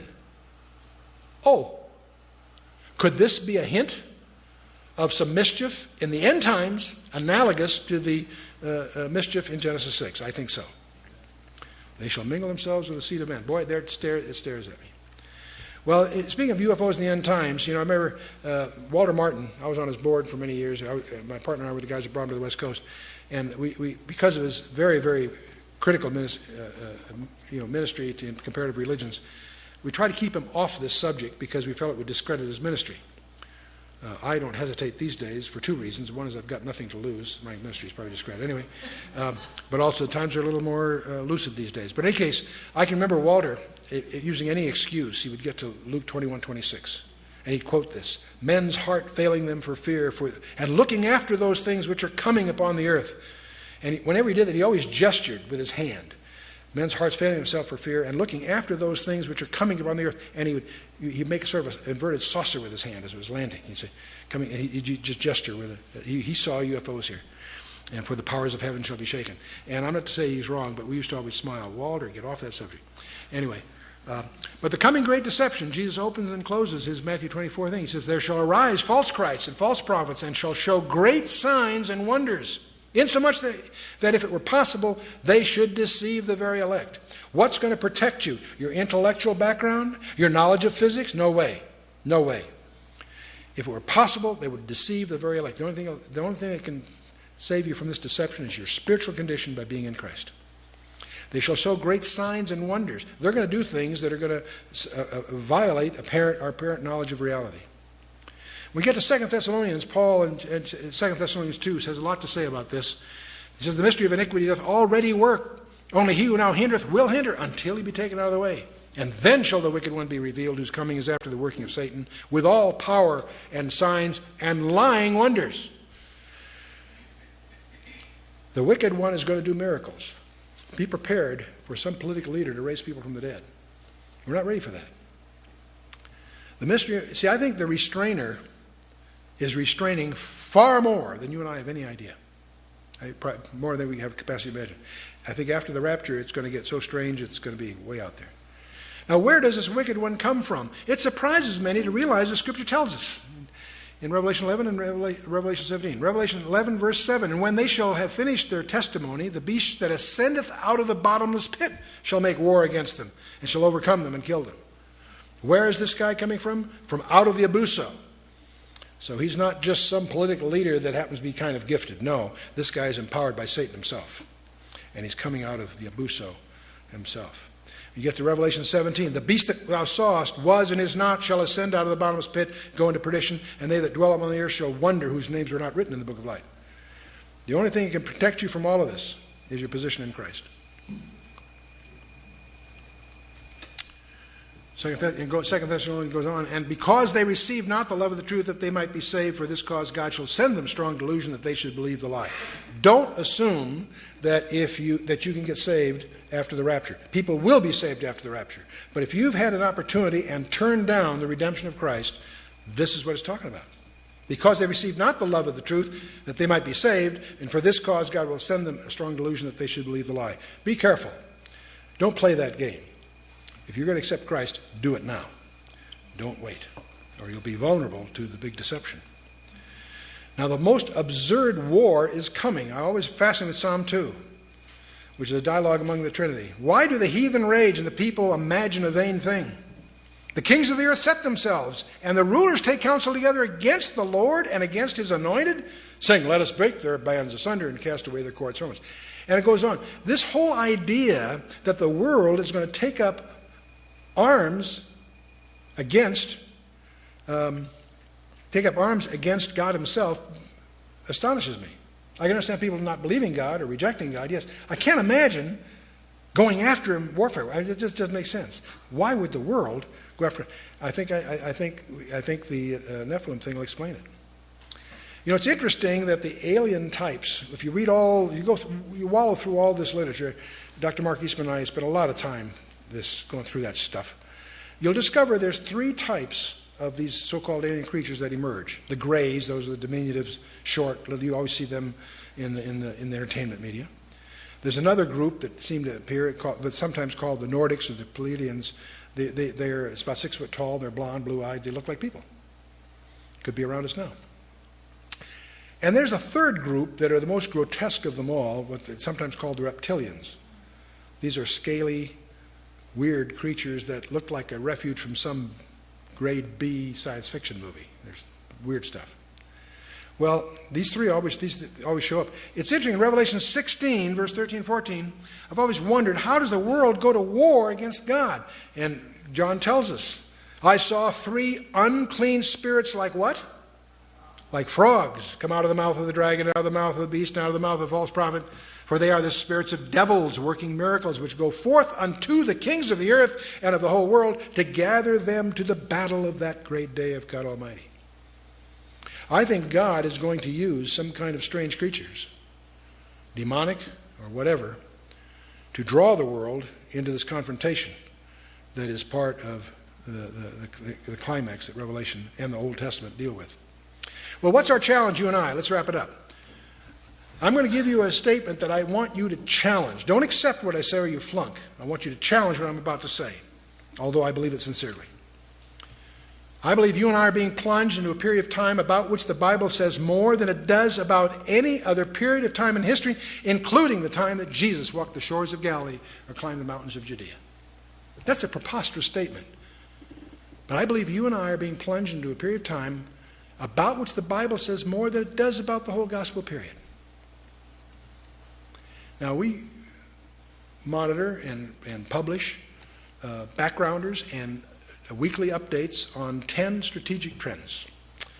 And we continue on our website and in our publications. There are major prophetic themes about Israel, about Jerusalem, the rebuilding of the temple, about Babylon, about the coming invasion of the Middle East by Russia, Magog, if you will, the rise of China as a superpower, the decline of the United States, what I'll call the American challenge, the European superstate that's emerging, the move towards an ecumenical religion while all this is going on, as the Pope embraces Islam, global government as we see the nations struggle to in that direction, and there is another trend called the rise of the occult and UFOs. Watch for it. Now, the ultimate issue, of course, is none of this. The ultimate issue is that you and I are in possession of a message of extraterrestrial origin, and it's the only competent source to deal with these extraterrestrial issues. And this record, we call the Bible, portrays us as the objects of an unseen warfare. And our eternal destiny depends upon our relationship with the winner of that cosmic conflict. And where do you stand? What is your readiness for this encounter? And you can't protect yourself with your intellect. You can't protect yourself with your knowledge base in the traditional sense. It's a spiritual battle, and you need to understand that. Paul tells us that in Ephesians 6, verse 12. We wrestle not against flesh and blood, but against principalities, against powers, against the rulers of darkness of this world, against spiritual wickedness in high places. And what's your remedy? Your spiritual armor. Ephesians 6 details 7 elements of armor. Should be girded with truth. Take on the breastplate of righteousness. Have your feet shod with the preparation of the gospel of peace. Take your shield of faith, helmet of salvation, sword of the Spirit. And don't forget your heavy artillery, prayer. Now, each one of these is part of your spiritual armor. And twice, Paul emphasized, put on the whole armor of God, not just your favorite pieces. To do that, you got to know what these are. And you need to do a very in-depth study of each of these 6 elements, and obviously, I should say 7 elements. We don't have time to do that here, but I urge you to make a commitment to do a serious study of these things. And don't forget the 7th. Many people stop at verse 17. Don't go to verse 18. All right, we have a 24-hour hotline to the throne room of the universe, and he's anxious to hear from us. You can call it prayer. That's your heavy artillery. Keep that in mind. Now, these strategic trends that we monitor on our website, Weapons of Mass, each one is a biblical trend, each one is a standard category of data collection by the intelligence community, and we tend to monitor them. Weapons of mass destruction, the rise of Islam, the struggle for Jerusalem, the Magog invasion, the rise of the European superstate, the rise of China, biotech and global pestilence is another one, ecumenical religion, global government, and the American challenge. Now, each one of these we have backgrounders on. Each one of these is on our website, and there's no passwording required. You can get your background by just dialing in. We also will give you a weekly update. Once a week, we call it e-news. If you will sign on our website, give us your email address, no charge. You can turn it off if and so you want to. We will send you each week 1-page summary of what happened this week that's biblically relevant, and we'll give you the links as to who's following that competently. No charge. It's part of our ministry to make you aware of the times in which we live and its spiritual ramifications. So what do you do besides this? We also publish, probably the most popular things we've done, Learn the Bible in 24 Hours. It's available as a book, and it's also available as a CD-ROM with over 1,400 computer-animated diagrams.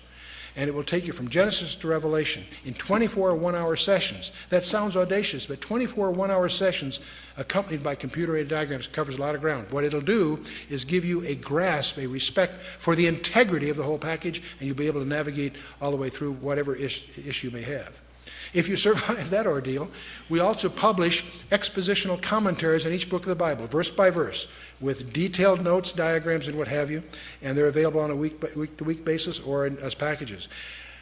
They're also now available on CD-ROM, which makes them much less expensive and also allows many of them to be accompanied with computer-animated diagrams.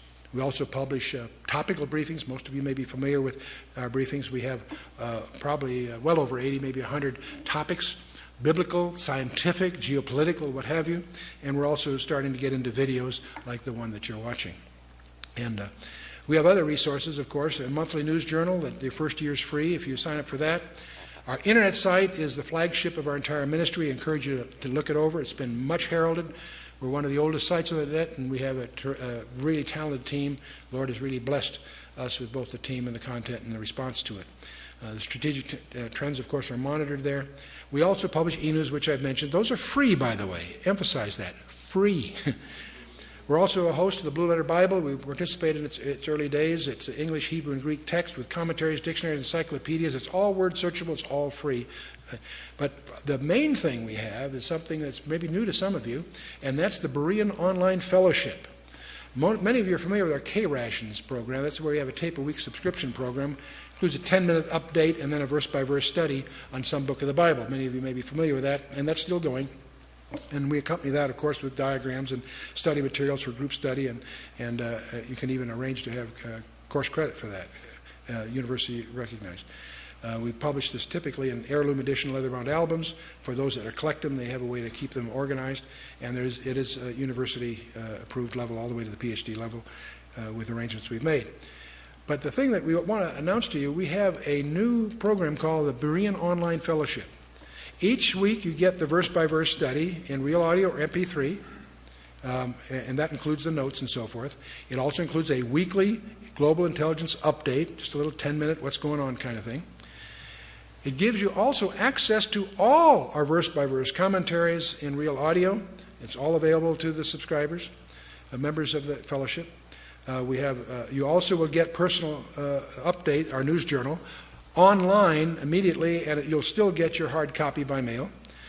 But perhaps the most exciting thing is we have online discussion groups. All our members can share and talk about topics, and there's a whole chat room structure behind that. And I participate in that, and so does our staff. And of course, all of this is done in the context of getting university degree credit all the way to the PhD level. And there's all kinds of members-only offers and privileges in terms of access and other things that we're doing. So that's going to be our primary online fellowship. Dial up our website, www.khouse.org, O-R-G. No one can pronounce Koinonia Laos, let alone spell it. Everyone calls us K-House. And our phone number is 1-800-KHOUSE-1, and we encourage you to find out more about what we're doing, because we're here to do one thing, and that's to highlight the biblical relevance of current events, and the hidden agenda is to get you excited about the Word of God, that we can both grow in grace and knowledge of Him. Because we think the days are short, and we've got to rearrange our priorities to really make them count. God bless you.